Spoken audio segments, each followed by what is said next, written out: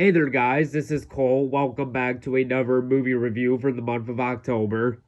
We are on season 1, episode 20 of Halloween horror movie reviews.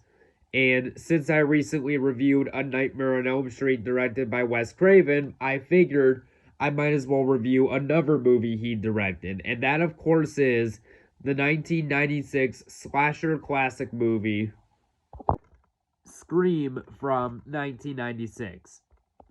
So, yeah, now when it comes to the Scream franchise overall, there have been 6 movies. I've seen the first 5. I really like the first 2. I like 4 as well, but not so hot on the rest. But, if I ever do cover the rest, we'll get to that. But, so anyways, what is the plot to, and I will say, but yeah, so what is the plot to Scream from 1996? Well, the plot of the movie is as follows.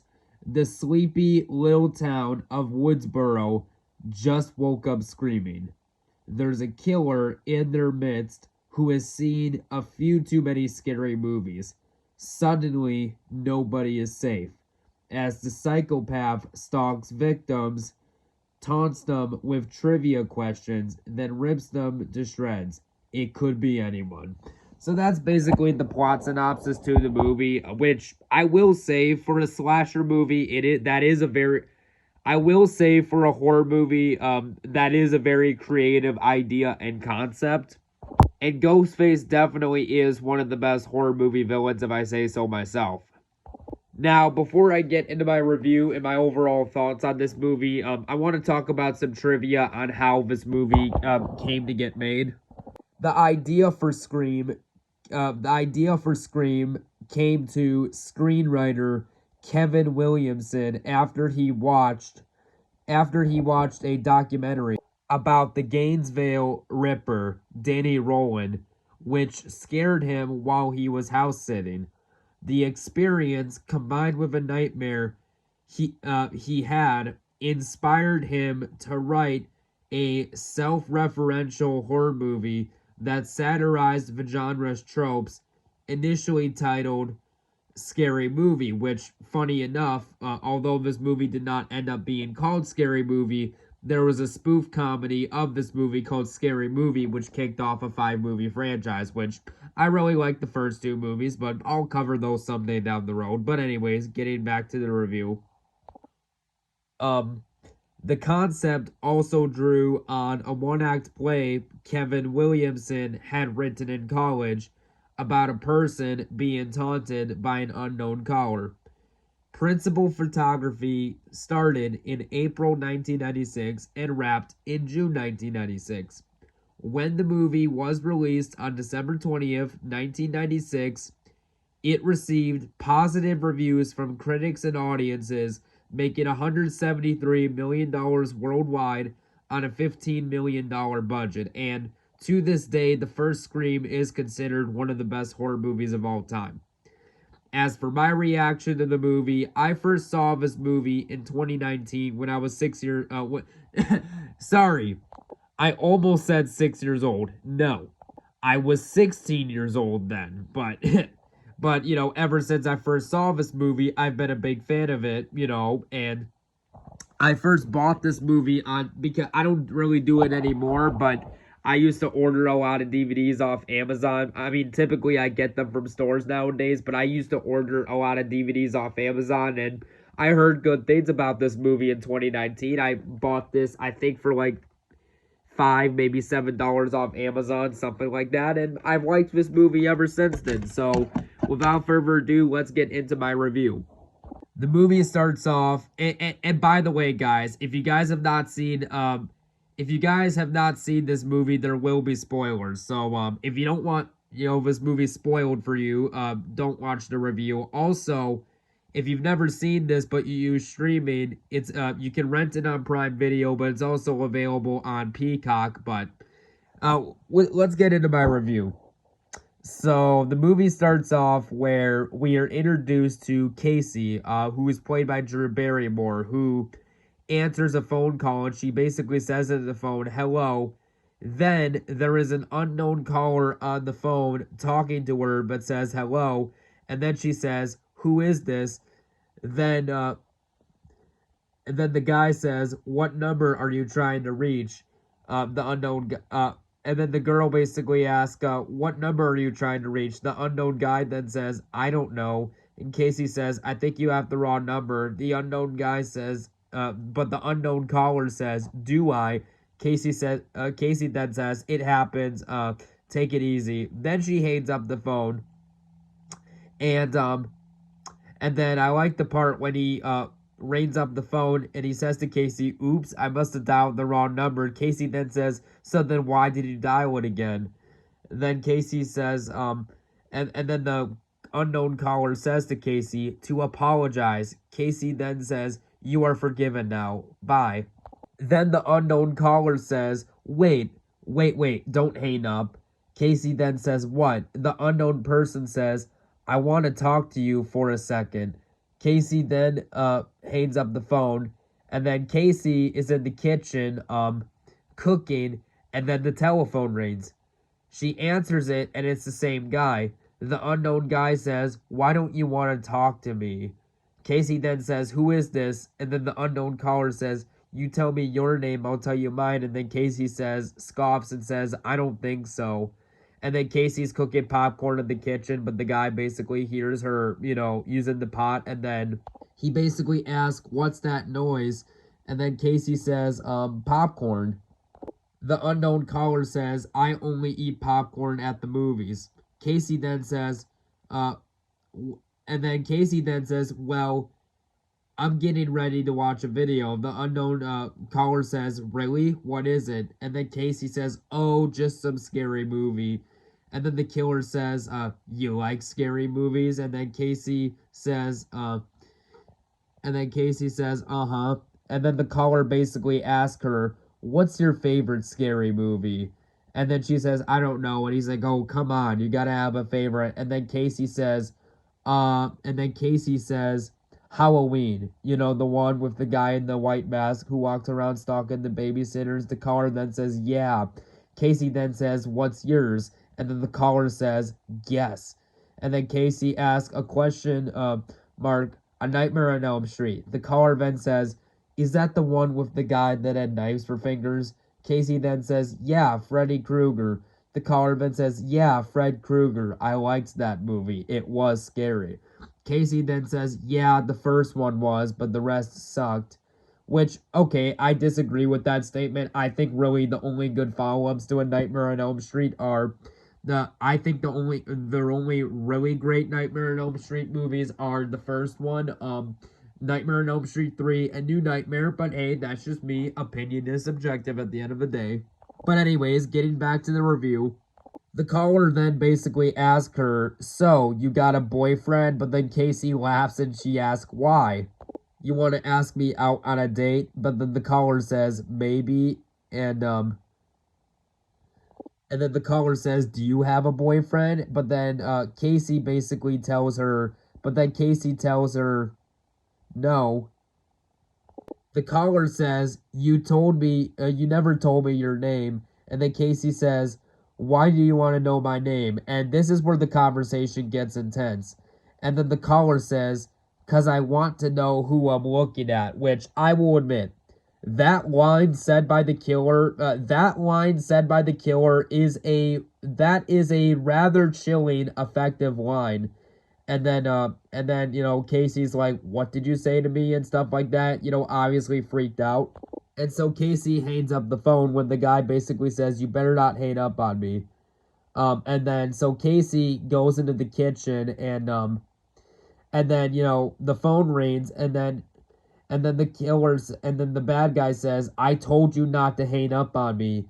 And then Casey says, "What do you want?" The caller then says to talk, and then Casey's crying and says, "Well, dial someone else, okay?" And then the phone rings again, and Casey says, "Listen, a-hole," but then the caller says to her, "No, you listen to me. You hang up on me again, and you'll be a goner. And I'll gut you up like a fish. Like, you understand?" And again, like I said, That is a rather effective chilling line said by the killer. That is a rather effective scene. But then Casey is running, locking up all the doors and windows. The whole scene where Casey is asking, and then and another thing, and another effective scene in the movie is when Casey is asking, "What do you want?" and then the killer on the phone says, "To see what your insides look like." Again, that is a rather effective chilling line. I love the part when Casey says, "If you do not leave, I will call my boyfriend to come over, and he'll be upset when he finds out. He's big, he plays football, and he'll kick the crap out of you." Like, okay, you're trying to, I appreciate her trying to stand up for herself. The killer basically then says into the phone, his name wouldn't happen to be Steven, would it? And then Casey says, "How do you know that name?" And then the killer says, "Turn on the patio lights." And Casey does as she's instructed. And then she sees her boyfriend tied up in a chair with his mouth taped shut, so he can't scream for anyone. The killer then gives Casey a choice: either play the game or her boyfriend is a goner, which, again, is a very intense scene. And the killer basically asks, the killer basically says the goal of this game is, he says to Casey, "I ask a question. If you get it right, Steve lives." Or, if you get it right, Steve lives. And Casey's played by Drew Barrymore. But anyways, getting back to what I was saying, Casey gets the first question right. However, she does get the second question wrong. And, but, so anyways, but basically, what I meant to say was, after, so basically, the first one, the killer basically says, "I asked a question. If you get it right, Steve lives." Casey gets the first question right, but the second question wrong, and Steve ends up being a victim. The killer basically asks for the second round. The killer basically asks, "What door am I at?" It's very simple. Answer correctly and you live. Casey then runs, grabbing a knife in the kitchen for a weapon of self-defense, and then she comes across the masked killer, Ghostface, which, like I said, Ghostface is one of my favorite horror movie villains. The whole scene where Casey becomes, and I will say, the whole opening scene, the whole scene where Casey becomes one of one of the victims to Ghostface, and her parents find her daughter, they find her daughter to be dead, is a rather effective scene. And and one thing I will say that does work about the opening scene, you definitely buy, like, when the mother screams to see what happened to her daughter, like, you definitely buy her horrified scream, like, because the actress did a great job playing her mother. Like, you definitely believe that her parents' horrified reaction. We are then introduced to the main character, Sidney Prescott, who is played by Neve Campbell, who is friends with, whose friend Billy sneaks into the house to talk to Sidney, at nighttime, and, someone that, she's been dating. And one thing I think works really well with this movie is the great set of characters, like Sidney, Gail, Dewey, Arthur, Stu, and Billy, just to name, as these characters. The next day at school, Tatum, which is one of Sidney's friends, basically breaks the news to Sidney that Casey was found dead last night, and reasonably so. Sidney is devastated and sad. Sidney then goes to Principal Arthur's office to answer some of the police's questions, asking if she was close to Casey. We then cut to Tatum, Stu, Randy, and Sidney, who are outside talking, and again, you buy their chemistry as friends. And basically one of the kids, they basically ask Stu if he was responsible for it. Like, they think Stu might have had something to do with it, but Tatum says,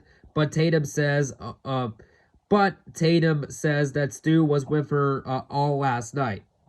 Later that night, but anyways, getting back to the review, later that night, Cindy gets a call from an unknown person, same caller.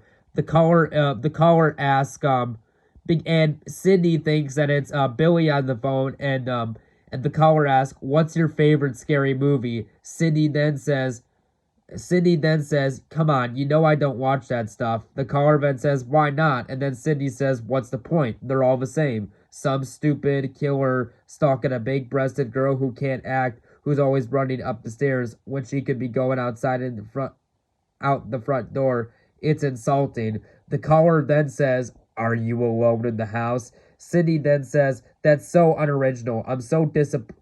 I meant to say Randy." She thinks it's Randy. And then she says, "I'm so disappointed in you, Randy." The caller then says, "Maybe I'm not Randy."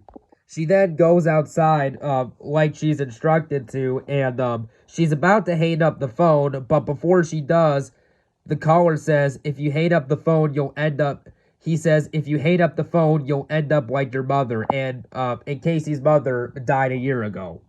No, not Casey, Cindy. I meant to say Cindy. But then Cindy, reasonably so, she locks the door. She basically locks the door to the house she's inside, and then Cindy is chased by the killer Ghostface with a knife, and she's pinned on the floor. Ghostface is about to get her, but standing up for herself, she basically kicks Ghostface in the chest, and then runs upstairs and locks her room to call the police for help. She goes downstairs, and then she goes downstairs and she meets the main police officer of the movie, Dewey, who is played by David Arquette, who is one of my favorite characters in this movie. And Billy showed up to the place, and now Billy did show up to the place. However, Cindy is like, "What are you doing here?" And then Cindy basically tells her that a killer arrived, and Billy is all shocked and stuff like that. But when Dewey does arrive, he does arrest Billy, thinking that Billy was the killer, as the mask was found at the scene right before Cindy saw Billy. News reporter Gail Weathers, who is played by Courtney Cox, is at Cindy's house, to do a news report. And Billy is questioned by the police chief, and Billy claims he's innocent. And then, at the 49-minute mark of the movie, the principal on the loudspeaker says, all classes are canceled. All classes are canceled due to the recent events. And there's a citywide curfew at 9 p.m. All citizens are advised to be in their homes at that time. And I will say, the whole scene where Principal Arthur is attacked by Ghostface is a rather well done, tension-filled scene. And this movie does, and I will say, the reveal of who the killer is, I will say, without giving too much away, I will say this movie does have a good mystery to it. I really like the whole conversation scene with Randy and Stu, and another thing, without giving too much away, I really like the whole conversation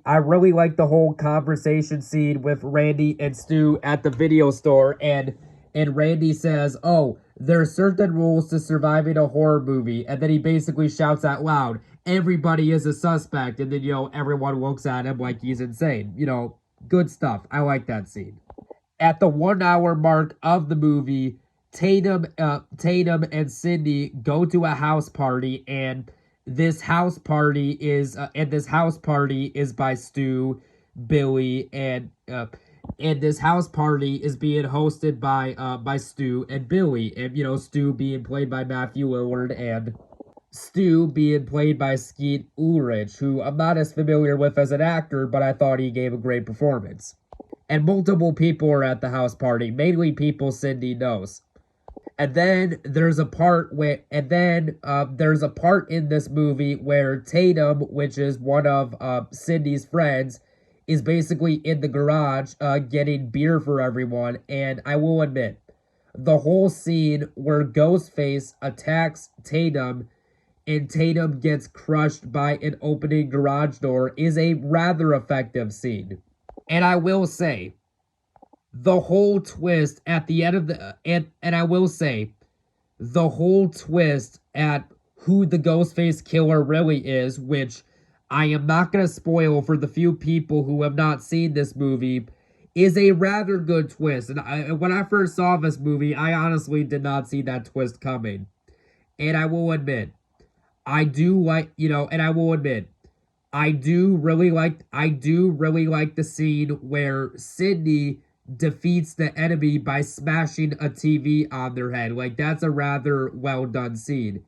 And Sidney is a great final girl played by Neve Campbell. So yeah, at the end of the day, Scream from 1996 is a horror classic, and I'm going to give this movie a full-blown 10 out of 10. Now, I would say this is my favorite Wes Craven movie. I used to say A Nightmare on Elm Street, which is a close second, but watching this again, I would have to say it's definitely this movie. Now, like I said, when it comes to the Scream movies, when it comes to this franchise, I really like the first two movies. I do like Scream 4, but however, I am not a fan of Scream 3 or Scream 5. I think that both of those sequels honestly suck. I think that Scream 3 and Scream 5 suck, but the rest of the movies I like. Well, I've not yet seen 6, so I cannot say if I like 6 or not, but I've seen the first 5 movies, and when it comes to the franchise, like I said, I really like the first 2 movies. I do like the 4th one, but like I said, I am not a fan of the 3rd movie or the 5th one, but I'll cover those someday down the road. But yeah. Anyways, guys, that was my review for Scream, and next up, I'll be tackling the 1986 H.P. Lovecraft movie adaptation From Beyond. So yeah, that'll be the next review. But until then, guys, we'll catch you later. Bye-bye now.